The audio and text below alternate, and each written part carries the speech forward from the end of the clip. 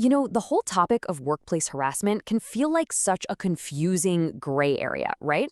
But here's the thing. When you actually look at the law, the picture gets a whole lot clearer. So let's break down exactly how the legal system sees it, because really, understanding the framework is the very first step to navigating it.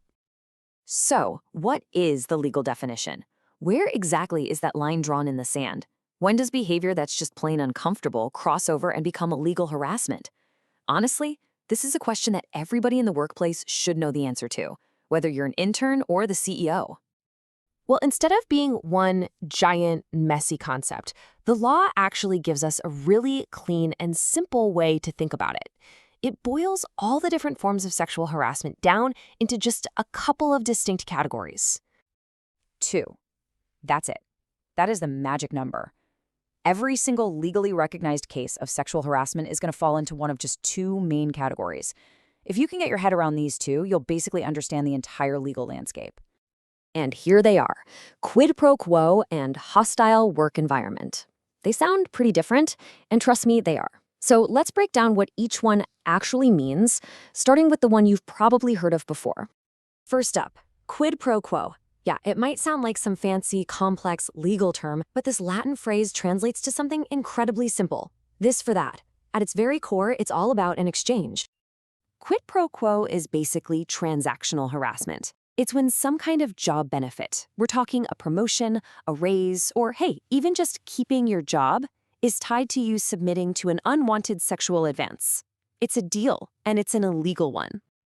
This kind of thing can show up in two main ways. It can be an offer, like, do this for me and you'll get that nice promotion, or it can be a threat. If you don't do this for me, you're fired.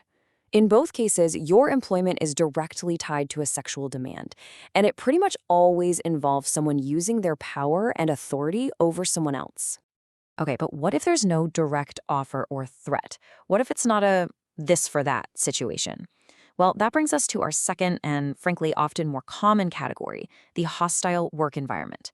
This is where the conduct is so bad and so pervasive that it just changes your ability to do your job. See, this isn't about one single transaction. It's about the whole atmosphere turning toxic. A hostile environment is where the behavior becomes so intimidating, offensive, or abusive that it feels almost impossible to feel safe, let alone do your job well. So what actually creates this kind of environment? Well, it could be a lot of things. Unwelcome advances, somebody constantly asking for dates, inappropriate jokes, comments, you name it. The real key here is that the conduct is so severe or happens so often that it literally changes the terms of your employment. And unlike quid pro quo, the person doing it doesn't have to be your boss. It could be a coworker or even a client. So there you have it, our two main categories. And look, knowing the difference between them isn't just academic. It's absolutely crucial. Being able to correctly identify what's happening is the first critical step towards stopping it and, hopefully, making the workplace safer for everyone. Let's just put them side by side for a second. Quid pro quo is a direct transaction, that this for that deal, and it almost always involves a person with power. A hostile environment, on the other hand, is all about the overall atmosphere, which is created by pervasive, unwelcome conduct that can come from anyone. So to put it simply, one is a proposition, the other is a poisoned environment. At the end of the day, it doesn't matter if it's an explicit threat or a toxic culture that wears you down, both are illegal.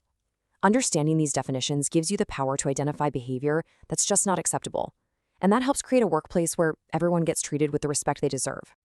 Okay, so knowing the signs is step one. But the next step, the most important one, is taking action. Now that you can spot harassment, what are you actually supposed to do about it?